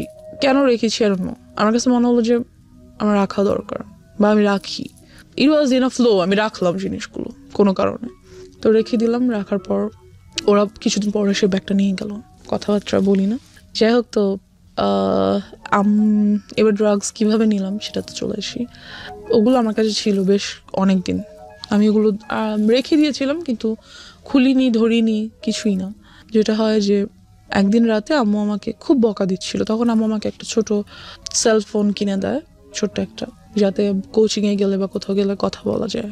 তো ওটা আমি টিপাটিপি করছিলাম, মেসেজেস দেখছিলাম। তো আম্মু এসে দেখে আমি বইয়ের সামনে রেখে ফোন ইউজ করছি। তো আম্মু খুব বকা দেয় আমাকে, প্রচণ্ড বকা দেয়। অ্যান্ড আমার পাস্ট নিয়ে অনেক কথা বলে, লাইক কখনোই তোমাকে নিয়ে আমি কোনো শান্তি পাই নাই, তুমি সবসময় আমাকে প্রবলেমস ক্রিয়েট করছো আমাদের লাইফে, তুমি এটা করছো সেটা করছো, হ্যান ত্যান, খুবই বকাবকি করে। তো এক পর্যায়ে আমি আমার উপর খুব চিল্লাই, ইট ওয়াজ মাই ফল্ট অর সামথিং, আমি করেছি ইচ্ছা করে, সামথিং লাইক দ্যাট। তো আম্মু যেটা করে, আমার ফোনটা নিয়ে ভেঙে ফেলে অ্যান্ড আমাকে রুম বাইরে থেকে লাগিয়ে চলে যায়। খুব বিরক্ত লাগে ব্যাপারটা, আমার খুব মেজাজ খারাপ লাগে যে আমি কেন আমার সাথে এই কাজটা করলো উইদাউট এনি রিজন। হঠাৎ করে এসে ফোনটা নিয়ে ভেঙে আমার সাথে রাগারাগি, চিল্লাচিল্লি। আমি তো কিছু করিনি। কোন ক্লাসে তখন? আমি তখন ক্লাস 8-এ। আমার তখন টেস্ট পরীক্ষা সামনে, 8-এর টেস্ট পরীক্ষা চলছে। পরের দিন আমার ইসলাম শিক্ষা পরীক্ষা, এরকম কিছু। যাই হোক, তো আমি পড়ছিলাম, but phone that's why maybe আমার রাগ করছে যে পড়ার টাইমে ওয়াই আর ইউ। ঠিক আছে, সেটা তুমি বকা দিতে পারো যে ফোন কেন নিয়ে রেখেছো, বাট শি ওয়াজ লাইক তুই এটা করছিস ওটা করছিস। তো আম্মু আমাকে রেখে চলে গেল। রাতে খাবার দিল, খেলাম না, ঘুমাতে যাব। আম্মু ওদিন আমার সাথে আমার রুমে ঘুমাবে, সে ঘুমাচ্ছে। তো আমার ব্যাপারগুলো এত খারাপ লাগছিল যে আসলেই মেবি আমি আমার আব্বুর লাইফে অনেক বড় একটা প্রবলেম। আমার জন্য হয়তো বা আসলেই তারা অনেক সাফার করছে, যেহেতু আমার জন্য পুলিশের কাছে যেতে হয়েছে, এলাকায় প্রবলেম হয়েছে, a lot of things they had to suffer for me. So I was like, আমার মেবি বাসা থেকে চলে যাওয়া উচিত। হয়তো আমি না থাকলে আব্বু আম্মুর কোনো প্রবলেম হবে না। তো তারা কি বলবো, তাদের সব প্রবলেম সলভ হয়ে যাবে, আমি হয়তো তাদের প্রবলেম। আমি যেটা করলাম, রাত্রে প্রায় 1:30টার দিকে ঘুম থেকে উঠে বাসা থেকে বের হয়ে গেলাম। And you don't know আপনি কোথায় যাচ্ছেন? No, I don't know. আমার জাস্ট মনে হচ্ছিল আমি হয় মারা যাবো, আদারওয়াইজ এই বাসায় থাকবো না। ওকে। বিকজ আমি হচ্ছি এই বাসার প্রবলেম, আমি নাই তো বাসাটা শান্তি থাকবে। বিকজ আম্মুর কথা আমার এমনই মনে হচ্ছিল। তো আমি বের হয়ে গেলাম। বের হয়ে রাস্তা একটু সামনে যেয়ে বসে রইলাম, একটা বাসার সামনে বসে রইলাম। তো তখন মনে হচ্ছিল যে না, বাসায় চলে যাই, বাসায় চলে যাই। আম্মু ঘুম থেকে উঠার আগে বা এটা জানতে পারার আগে যে আমি বাসায় নেই, আমি বাসায় চলে যাই। আর ভাবলাম না, যাবো না। Like I was confused and এর মধ্যে অনেক রাত হয়ে গেছে। তো যেটা হলো, আব্বু পুলিশে আবু ঘুম থেকে উঠে গেল এবং দেখলো আমি নেই। এলাকায় কিছু লোককে ফোন দিল, এক পর্যায়ে অনেক টাইম হয়ে গেল আর কি, প্রায় ভোর হয়ে এসছে। তখন আব্বু পুলিশকে ফোন করলো, আব্বু পরিচিত ছিল থানার পুলিশদের সাথে, তো ফোন করলো যে দেখেন কোথাও আছে কিনা। তো টহলদার যে পুলিশরা ছিল আমাকে পেলো অ্যান্ড বাসায় নিয়ে আসলো। অ্যান্ড আব্বু আমাকে কিছুই বললো না, কোনো বকাঝকা করলো না, কিছু করলো না, বিকজ আব্বু নিউ দ্যাট আম্মু আমাকে এমন কিছু একটা বলছে যার জন্য আমি কাজটা করছি। তো আব্বু আমাকে জাস্ট বললো যে নেক্সট টাইম যদি কখনো তুমি বাইরে যেতে চাও, রাতে ঘুরতে যেতে ইচ্ছে করে, তাহলে বাবাকে বলবা, আমি তোমাকে নিয়ে যাবো। I was like wow great. But আমার এইটাতে হয়তো আমার ফিল করা উচিত ছিল যে না, বাবা আমাকে একটা চান্স দিছে, I should take it. But আমার কেন যেন খুব বিরক্ত লাগছিল, বকা দিল না কেন আমাকে? আমি রাতের বেলা বের হয়ে গেছি, আমাকে অবশ্যই বকা দেওয়া দরকার ছিল, দিল না কেন? কেমন যেন লাগছিল। এরপর থেকে যেটা হলো, আম্মুর সাথে আমার আর কোনো কমিউনিকেশন হচ্ছে না, কথাবার্তা হচ্ছে না। আর আমার খুব মাথা ব্যথা হতো, মনে হতো যে মাথা ব্যথায় মাথা ফেটে যাচ্ছে, এত মাথা ব্যথা হতো। যেটা হলো আমি যাতে কোনোভাবে লাইক আর হ্যারাসড না হই, এই থটটা থেকে আমি অনেক বন্ধুদের সাথে, এমন ছেলেদের সাথে ফ্রেন্ডশিপ করেছিলাম যে যারা আমাকে টিস করতে পারে। করার কারণ হচ্ছে এটা যে ওরাই যখন আমার ফ্রেন্ড হবে তখন ওরা আর আমাকে টিস করবে না বা আমাকে কোনো প্রবলেম করবে না। তো ওদের মধ্যে থেকে একজন আমাকে বললো কি যে তুই সিগারেট খা, সিগারেট খেলে যেটা হবে মাথা ব্যথা করবে না। তো আমি সেই কাজটাই করলাম, সিগারেট খেলাম। অ্যান্ড ফিলিংসটা এমন ছিল যে হ্যাঁ খুব মাথা ঘুরতেছে, কিন্তু একটু পরে আর মাথা ব্যথা করছে না। পৃথিবীর অন্যতম জঘন্য জিনিস, এবং এটা যারা খায় প্রথম আমি একটু বলে নেই, বিকজ ওই ফ্যান্টাসিতে সবাই থাকি আমরা টিনেজ বয়সে। আমি যদি একটা টান দিইনি তা না, সে কারণেই বলছি। এর চেয়ে জঘন্য জিনিস আমার কাছে মনে হয় না। এটাতে মানুষ কেন নেশা, অন্যান্য ড্রাগসগুলোর ক্ষেত্রে কি হয় আমি জানি না, কোনো ফিল নিশ্চয়ই আসে, কিন্তু এটাতে তো কোনো ফিল আসার কোনো লজিকই আমি খুঁজে পাই না। একটা খুব কটু গন্ধযুক্ত একটা ধোঁয়া, এবং এটা মানুষ ভিতরে কেন যে নেয়, এবং নেয়ার পরে যে মুখের যে গন্ধ, এইগুলো এদের কাছাকাছি যাওয়া যায় না। আই এম সরি, মানে ভেরি এম্বারেসিং। এটা কোনোভাবেই মানে খাদ্যযুক্ত একটা জিনিস হইতে পারে না, কোনোভাবেই না। এই অখাদ্য এটা, এবং এত বেশি অখাদ্য, এটার ভিতরে মানুষ হুদাই অকারণে ব্রেন থেকে একটা ট্রমা, মানে এই পার্টিকুলার জিনিসের প্রতি মানুষ তৈরি করে যে না এটা খাইলে এরকম একটা ফিল হয়, এটা খাইলে সিগারেট ছাড়া একটা কবিতা আসতেছে না, সিগারেট ছাড়া এটা হচ্ছে না, সিগারেট ছাড়া বাথরুম হচ্ছে না। ফালতু থিং, নাম্বার 1 ফালতু থিং, এত দুর্গন্ধযুক্ত জিনিস। জি বলেন। এনিওয়েজ, তো যেটা হয় সিগারেট খাওয়া শুরু করে দিই আস্তে আস্তে। আর ওই পিরিয়ডটাতে আমার আর রাতে ঘুম আসে না। So how do you smoke? Because আপনার তো ফ্যামিলিতে এটা জানানোর কোনো সুযোগ নেই। আমি ওই যে বললাম ক্লাস 8 পড়া অবস্থায় আপনি স্মোক করেন, রাইট? বাসায় যার যার রুম আলাদা, কেউ কারোর রুমে যাচ্ছে না। আর রাতে তো সবাই ঘুমিয়ে যাচ্ছে, আমি আমার রুমে আছি। Like So you locked your room? No, I never locked my room because আম্মু মাঝে মাঝে আসে, বাট রুম সবাই ঘুমিয়ে গেলে কিন্তু কেউ হাঁটলে সাউন্ড পাওয়া যায়। আপনি বুঝতে পারেন যে কেউ আসলে আমি ফেলে দেই, ফ্যান ছেড়ে একটু স্প্রে করে দিই, দ্যাটস ইট। এটা আমাকে ওরা শিখিয়ে দিয়েছে, এরকম করলে কোনো স্মেল পাবে না। হ্যাঁ, চকলেট রাখা যায় সাথে, তা আব্বু বুঝে না। আর আসলে তারা আসেও না। যাই হোক, তো আমার রাতে ঘুম আসে না, কোনোভাবেই আমার ঘুম আসে না।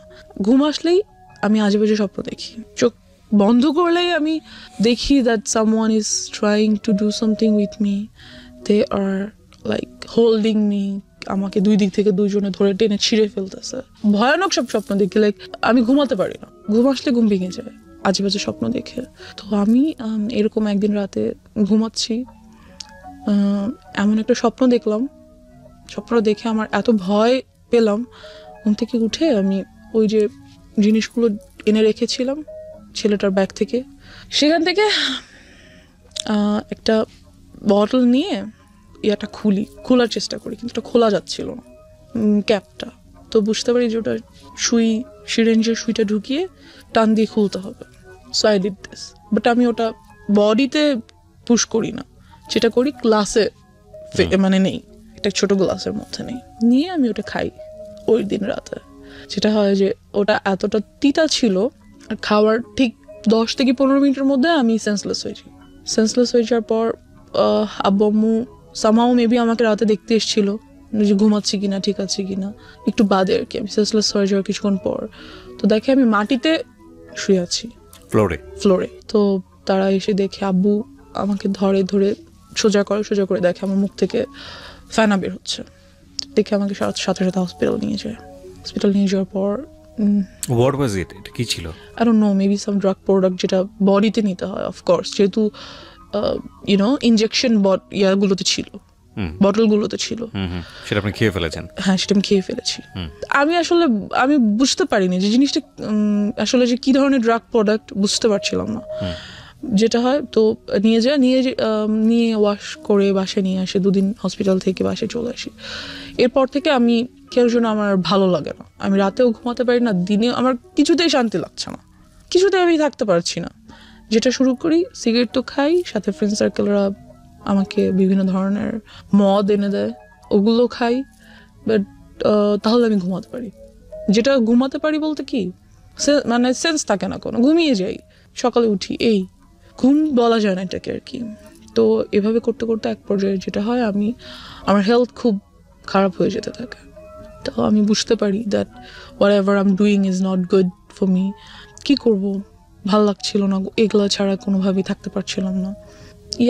এর বাহিরে আরও কিছু ড্রাগ প্রোডাক্টস ট্রাই করতে চাই, মেবি ওগুলোর দ্বারা এগুলো ওভারকাম করতে পারবো, এমন একটা থট ছিল যে হয়তো ওগুলো যদি আমি ট্রাই করি তাহলে হয়তো এগুলো ওভারকাম করতে পারবো, এমন একটা ব্যাপার। তো একদিন একটা ফ্রেন্ড বলে যে ঠিক আছে, তোকে আজকে ইয়াবা ট্রাই করাবো, তার জন্য অমুক ফ্রেন্ডের বাসায় যাবো, ওর বাসায় আজকে আব্বু আম্মু থাকবে না।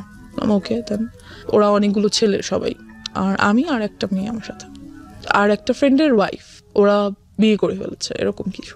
তো আসলো, ওরা সবাই ইয়াবা ট্রাই করছে। তো যখন আমার টার্ন আসলো আর কি, আমার কাছে খুব ভয় লাগছিল যে আমি কি আসলে এটা করবো, কারণ যেটা নেওয়ার সাথে সাথে আমি দেখতেছিলাম সবাই শুয়ে পড়তেছে, যেইটা ট্রাই করতেছে শুয়ে পড়তেছে, লাইক সেন্সলেস হয়ে যাচ্ছে আর সামথিং, নেশাগ্রস্ত হয়ে যাচ্ছে। তো আমার খুব ভয় লাগছিল যে আমি কি আসলে এটা করব। তো ভাবলাম যে করবো না, খুব ভয় পাচ্ছিলাম। ওখান থেকে চলে আসি সামহাও। ওরা আমাকে যেতে খুব মানা করে। তো ওদের মধ্যে থেকে 2জন অপরিচিত ছেলেও ছিল, ওরা নিচ্ছিল না, ওদের আমার আগে নেওয়ার কথা ছিল। 2টা কারণে আমি ভয় পেয়েছিলাম, ওদের আমার আগে নেওয়ার কথা ছিল, বাট ওরা নিচ্ছিল না। তো আমি ভাবলাম যে হয়তো হতে পারে যে আমাকে এজন্য এখানে আনা হয়েছে যে আমি ড্রাগসটা নিব, then they are going to do something. আমার ব্রেনে শুধু এটাই কাজ করছিল, দ্যাটস আমি নিলাম না, চলে আসলাম ওখান থেকে। অ্যান্ড ড্রাগ অ্যাডিকশনের মধ্যে তাহলে কিছুই পড়ে না, শুধু পরে আমি খুব সিগারেট খেতাম। অ্যান্ড এলাকায় সবাই এটা জানতো, আব্বুকে খুব বিচার দিত। তো একদিন আব্বু আমাকে সরাসরি এসে ধরার জন্য রাতে ঘুমায় না, বিকজ পাশের বিল্ডিংয়ে লোকের আব্বুকে এটা বলতো সিগারেট খায় আমরা দেখি, হ্যাঁ ছাদে যেয়ে খায় বা বারান্দায় বসে খায় আমরা দেখি। তো একদিন রাতে আব্বু ঘুমায় না, আমি সিগারেট খাচ্ছি, এরই মধ্যে আব্বু রুমে এন্টার করে। আমি বুঝতে পারি না, বিকজ ফ্যান চলছিল, আমি খেয়াল করি না, শব্দ পাই না। তো আব্বু এসে আমার সামনে এসে দাঁড়িয়ে he says, you have cigarettes? I say yes. কিছু করার নেই, আমাকে তো দেখে ফেলেছে। দেন হি সেইজ, আমাকেও দাও, আমিও একটু খাবো। বাবা কখনো সিগারেট তো দূরের কথা, আব্বু চাও খায় না, কিছুই খায় না, কোনো ধরনের আউট ভাত বা নর্মাল খাবার ছাড়া আউট কোনো কিছু বাবা খায় না। হি সেইড, আমাকে একটু দাও, আমি খাবো। কেন খাও, কি ভালো লাগে? বকা দেয় না আমাকে কোনো। সো আব্বু ওদিন সারা রাত আমার সাথে অনেক গল্প করে, তার লাইফ সম্পর্কে অনেক কিছু বুঝায়। দেন যেটা হয় যে আমি বুঝতে পারি, বাট সিগারেট ছেড়ে দেওয়াটা তো ইজি না, and I couldn't do that. তো আমার যে বেস্ট ফ্রেন্ডের কথা বলছিলাম, সবই জানতো মোটামুটি। এক পর্যায়ে আমাকে প্রপোজ করে that yes, I like you so much and I think you must be my ও জানতো যে আপনার এই আদ্যপান্ত সব জানতো? হ্যাঁ, ও সব কিছু জানতো, ও ছোট থেকে আমার সাথে ছিল। অ্যান্ড আপনার এই ধরনের অ্যাক্টিভিটিসে আপনার পড়াশোনায় কোনো ক্ষতি হতো না? হ্যাঁ, অফকোর্স, আমার রেজাল্ট অলওয়েজ খারাপ হতো, পড়াশোনায় মনোযোগ ছিল না, এরকম চিন্তা করে দেখেন, একটা root cause basically sexual harassment, and ওই জায়গাটা থেকে একটা মেয়ের জীবনটাকে কিভাবে অন্যদিকে নিয়ে যাচ্ছে। ওকে, তো ওর প্রপোজালটা আমি অ্যাকসেপ্ট করে ফেলি। ও আমার ক্লাসমেট, অ্যান্ড বাট ও জানি না ও ইচ্ছা করে কি না, বা আল্লাহ প্রদত্ত হতে পারে, ওর সাথে থাকার কারণে দেখা গেছে আমি অনেক কিছু স্কিপ করতাম। লাইক হ্যাঁ আচ্ছা কোচিংয়ে যাও, প্লিজ যাও পড়ো, ওকে আমার নোটটা নাও, লাইক পড়াশোনার ব্যাপারেও আমাকে খুব হেল্প করতো। অ্যান্ড যেটা হতো যে যেই জিনিসটাতে আমি ভয় পেতাম, like if somebody touches me, আমি এটা কখনো নিতে পারতাম না যে কেউ আমাকে টাচ করতেছে। আমার কাছে এসে কোনো ছেলে বসলেও আমার বিরক্ত লাগতো, ভালো লাগতো না। আমি হ্যালুসিনেট করতাম that he is coming towards me, trying to touch me, something like that. আমি মেন্টালি লাইক কি বলবো, উইক হয়ে যাচ্ছিলাম বাট এই কাজটাও কখনো করতো না, সেটা আমাকে ওর কাছে খুব কমফোর্ট ফিল করতাম। Okay okay, because he never use to do this, যেটা আমার ছেলেদের প্রতি অলওয়েজ থিঙ্কিং ছিল, এই কাজটাও করতো না কখনো আমার সাথে। প্রিয় শ্রোতা, জীবন গল্পের এখন পর্যন্ত সেরা কয়েকটি গল্প এবং রেডিওতে অপ্রকাশিত একটি গল্প, একটি বিশেষ গল্প নিয়ে এবারের বই প্রকাশ হতে যাচ্ছে জীবন গল্প পার্ট 2। যারা এই বইটি ঘরে বসেই সংগ্রহ করতে চান, কারণ অল্প সংখ্যক বই বাজারে আনা হয় প্রতি বছরই ফেব্রুয়ারি মেলাকে কেন্দ্র করে, বইমেলাকে কেন্দ্র করে, তারা ফোন দেবেন এই নাম্বারে। নাম্বারটি হচ্ছে boibajar.com-এর এবং নাম্বারটি হচ্ছে 09611262020। আমি আবারও বলছি 09611262020। এই নাম্বারটিতে ফোন দিন। বইয়ের মূল্য রাখা হয়েছে সর্বসাকুল্যে 200 টাকা মাত্র। ওকে, যেখানটায় আমরা ছিলাম। So he was like very friendly with me, helpful, lovable, something like that. তো নোট করে দিত, আমার সব নোটও করে দিত, হোমওয়ার্ক করে দিত, লাইক ও আমাকে ইন্সপায়ার করতো সব কিছুতে, আমাকে বুঝায় বলতো। I use to cry with him that I had all this in my life. সাধারণত বেসিক্যালি দেখা যায় কি যে কোনো ছেলে যদি রিলেশনশিপে যেতে চায়, তারা কখনোই এমন একটা মেয়ের সাথে রিলেশনশিপ করবে না যার লাইফে এই ধরনের হিস্ট্রি ছিল। I guess no. অ্যান্ড কোর্সটা তো গুড, অ্যাটলিস্ট ওরা একবার হলেও বলবে যে তুই এগুলো করে আসছিস। যখন একদম টেম্পার লুজ করে তখন এগুলো রেকর্ড নেয়, আর ওকে অ্যাবিউজ করবে, আর ওকে ইউনো কি বলবো, একটু আন্ডার এস্টিমেট করবে। বাট যেটা ওর ক্ষেত্রে হতো, কখনোই এই কাজগুলো আমার সাথে করতো না। আর অলওয়েজ আমাকে খুব ইন্সপায়ার করতো that it's okay, you are going to overcome all this, it's fine. How your family treated you? Because you know বাবা জেনে গেল যে তুমি সিগারেট করছো, আমি তোমাকে তুমি করেই বলি, বিকজ তুমি আমার অনেক ছোট হবা, এতক্ষণ পরে তুমি চলে এসছো। সো তুমি সিগারেট নিচ্ছ এবং তোমার বাবা তোমার সাথে বিষয়গুলো শেয়ার করছে, তারও পার্সোনাল লাইফ শেয়ার করছে, তার মানে খুব ইন্টেলিজেন্টলি সেই জিনিসটাকে ডিল করছিল এবং সে খুব ভালোভাবে বুঝতে পারছিল যে আমার মেয়েকে যদি আমি এখন খুব অতিরিক্ত শাসনের জায়গায় নিয়ে যাই, সে আরও বেশি খারাপ হয়ে যেতে পারে। সো খুব ইন্টেলিজেন্টলি সে ডিল করছিল। বাট এটা নিয়ে কি তোমার বাবা মার মধ্যে কোনো ধরনের কোনো ঝামেলা দেখতা? তারা কি বলবো, তোমাকে নিয়ে ঝগড়া করা বা তাহলে? আমার আব্বু আম্মু খুব কাম, আগেই তো বলেছি, তারা ঝগড়া করতো না, বাট টেন্সড থাকতো অফকোর্স। মাঝে মাঝে যদি আমি যেহেতু রাতে ঘুমাতে পারি না, স্টিল পারি না, আমি যদি উঠে তাদের রুমের কাছাকাছি যাই। তুমি রাতে ঘুমানো বলে আমার অনুষ্ঠানগুলো শুনেছো, that's why you are here. এটা আমি একটু জাস্ট খালি বলে দিলাম। ও কোনো অ্যান্ড্রয়েড ইউজ করে না এবং এটার পিছনে একটা রিজন আছে। রিজনটা কি বলো তো? রিজন হচ্ছে যেহেতু লাইফে অলরেডি এত কিছু হয়ে গেছে, অ্যান্ড্রয়েড ইউজ করা মানে বাবা মা চিন্তা করে অ্যান্ড্রয়েড ইউজ করলে অনেক কিছু, আর অ্যান্ড্রয়েড দিয়ে পাওয়া যায় না। হ্যাঁ, পাওয়া যায় না এমন তো কিছু নাই অ্যান্ড্রয়েডে, সবকিছু পাওয়া যায়। আমি আরো ইনফরমেশন জানবো, হয়তো আরো অনেক কিছুর ব্যাপারে জ্ঞান খুলে যাবে, সেগুলো ট্রাই করতে চাই। আরো বেশি ডিরেইলড হয়ে যেতে পারো তুমি, একজন তুমি ড্রাগের কাছে চলে গিয়েছো। সো দ্যাটস ওয়াই ওনারা বলেছে যে তুমি এটা থেকে দূরে থাকো এবং আলটিমেটলি তুমি এটা এগ্রিও করেছো। অফকোর্স। সো তুমি তো আসলে অবাধ্য না, যেটা মনে হয়েছে। এবং তারপরেও এই বিষয়গুলো যখন ফ্যামিলি জেনে গেল, তোমাকে ড্রাগের কাছ থেকে সরানোর জন্য কি করেছে তারা? ড্রাগের কাছ থেকে যেটা আমি বললাম যে ইয়াবাটা মাঝে মাঝে ট্রাই করতাম। ওকে। তো ওটার জন্য আমাকে রিহ্যাবে পাঠানো হয়েছিল। এক পর্যায়ে তারা রিহ্যাবে পাঠালো? যখন বাবা জেনে যায়। কোন ক্লাসে ছিলে তখন তুমি? 9-এ। ক্লাস 9-এ। আচ্ছা, তারপর? বেশি দিন আমি ছিলাম না অবশ্য সেখানে। বেশি দিন কি, আই মিন টু সে, ওখানকার ডাক্তারদের সাথে খুব কথাবার্তা হতো, আর যা ট্রিটমেন্ট ছিল বাসায় তা চলতো। বিভিন্ন ধরনের মেডিসিনস অ্যান্ড ট্রিটমেন্টস ওগুলো বাসায় হতো। এই তারপর আস্তে আস্তে সেগুলো থেকে চলে যাই। অ্যান্ড আল্লাহর রহমতে আমি এখন কোনো কিছুই আর নিই না, nothing. I'm totally out of it. এখন তো ফ্যামিলি সবকিছু জানে তোমার সম্পর্কে। হ্যাঁ, তো সবকিছু জানার পরে তারপরে সবকিছু বলতে জানে আর কি, মানে ডেফিনেটলি তুমি যেগুলো এখানে যেগুলো বলেছো সেগুলো থেকে আমার কাছে মনে হয়েছে যে অনেক কিছুই জানে।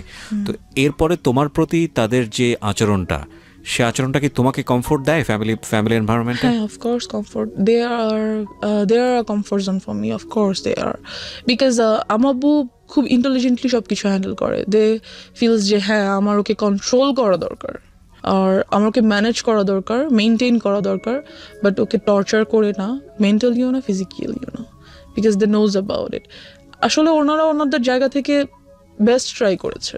আমার মনে হয় এর থেকে বেশি কি করবে। আর একটা বাবা মা যখন বাবা মাদের বয়স যদি বলি, আমার আব্বু আম্মুর বয়স, সেই সময়টাতে তো বাচ্চারা ফ্রি ভাবে ঘোরাফেরা করতো, কেউ কিছু বলতো না, সবার মেন্টালিটি অনেক ভালো ছিল, সাফ ছিল। Definitely we are not accusing anybody, but সিচুয়েশনে যখন একটা শিশু বড় হচ্ছে কোন একটা পার্টিকুলার সিচুয়েশনে, ওই সিচুয়েশনে চারপাশে যা থাকবে সেটাকেই সে অ্যাবজর্ব করবে। রাইট। ওই সিচুয়েশনটা যদি তার জন্য প্রতিকূল হয়, সেটাকে সেভ করার দায়িত্ব প্রথমত বাবা মার। সমাজ তো অবশ্যই, পরিবার তো অবশ্যই, তাদের একটা ভূমিকা আছে, এবং সে জায়গায় অনেক বড় বড় ল্যাক আছে আমাদের, বিশেষ করে নারী শিশুদের ক্ষেত্রে, নারীদের ক্ষেত্রে, এবং অফকোর্স শিশুদের ক্ষেত্রেই আমি বলবো। এবং এই যে ধরনের যৌন নির্যাতন, এই নির্যাতন এটা কিন্তু শুধু বাংলাদেশের সিনারি না, এটা কিন্তু সারা ওয়ার্ল্ডেরই সিনারিও। এবং সেখানে আমরা দেখি যে স্পোক পারসন, মানে যারা এই বিষয়গুলো নিয়ে কথা বলেন, তারা ইন ডিটেইলি জান না কী হয়।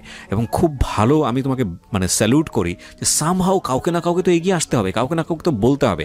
তুমি কি মনে করো যে এগুলো নিয়ে স্পিক আউট বললে এটা কিছুটা হলো কমবে, বা এখানে একটা ইফেক্ট পড়বে, বা যারা এই কাজটা করে তারা সতর্ক হবে? অফকোর্স হবে ইনশাল্লাহ, আর হওয়া উচিত। বিকজ আমরা মেয়েরা আজকাল অনেক কিছু করতে চাই, মেয়েরা পাইলট হয়, ডক্টর হয়, ইঞ্জিনিয়ার হয়, অনেক কিছু হয়। হতে হলে কিন্তু অনেক কিছু ফেস করতে হয়। যে যত বড় হবে, যত উপরে উঠবে, তার ততগুলো ধাপ পেরিয়ে যেতে হবে। আর সে প্রত্যেকটা ধাপে ধাপেই কোনো একটা বিপদ হয়তো ওয়েট করছে। সে যদি নাই জানে যে কোনো একটা বিপদ আমার জন্য ওয়েট করছে আমার মতো, তাহলে সেটা সে ওভারকাম করবে কিভাবে, জানতে হবে। কিন্তু আমার জায়গাটা হচ্ছে ওইটাই, যে যারা সুযোগটা নিল, লাইক তোমার স্কুল টিচার, ইভেন গাড়ির ড্রাইভার, ইভেন তোমার বাসার কাজের লোক, ইভেন কাজের মিস্ত্রি, কেউই তো বাদ যায়নি, right?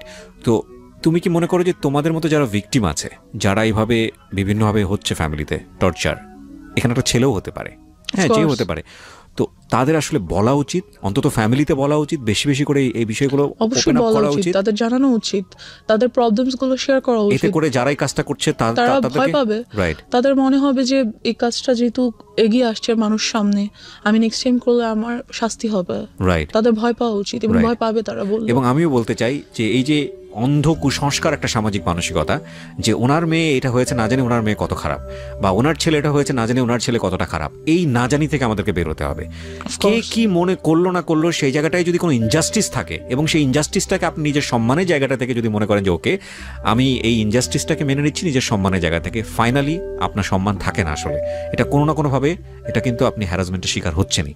So you are right now 19, এবং আমি মনে করি যে জীবনে আরও অনেক অনেক অভিজ্ঞতা সামনে আছে, অ্যান্ড ইনশাল্লাহ it will be positive for you. আমি ডেফিনেটলি থ্যাঙ্কস জানাই তোমার বাবা মাকে, তারা তোমাকে অনেক লিবার্টি দিয়ে বড় করছেন, বাট এই জায়গাগুলো আমার মনে হয় না তোমার ক্ষেত্রে তুমি যে পরিমাণ সাফার হয়েছে, তোমার ইয়াঙ্গারের ক্ষেত্রে অতটা সাফার হওনি, কারণ তোমার একটা অভিজ্ঞতা ছিল, সো তোমার জায়গাটা থেকে তুমি ওকে শেল্টার দিতে পেরেছো। সো সেই জায়গাটা থেকে আমি মনে করি যে ডেফিনেটলি আজকের এই এপিসোডটা অনেকের জন্যই লার্নিং হবে।